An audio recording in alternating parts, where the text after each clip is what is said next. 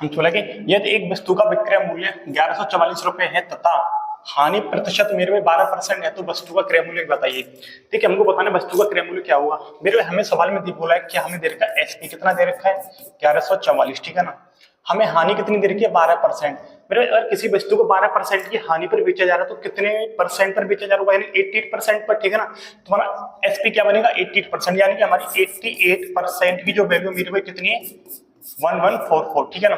बस 88% की वैल्यू हमारी कितनी 1144 है, तो हमको बताना है कि 100% की वैल्यू कितनी होगी। बस इसको सॉल्व कर देंगे, ठीक है ना। 1144 88 इन मल्टीप्लाई 100, ठीक है ना। इसको काटेंगे कितनी बार कटेगा ये, चलो इसको 4 से काटते हैं 22 बार, और 4 से काटेंगे इसको 4 दूनी 8, 3 4 8 32, 4 6 24, 22 से पूरा पूरा कटेगा ये 22 6 22 दिया 66, यानी कि 1300। तो वस्तु का क्रय मूल्य कितना होगा 1300। तो हमारा राइट आंसर होगा ऑप्शन बी।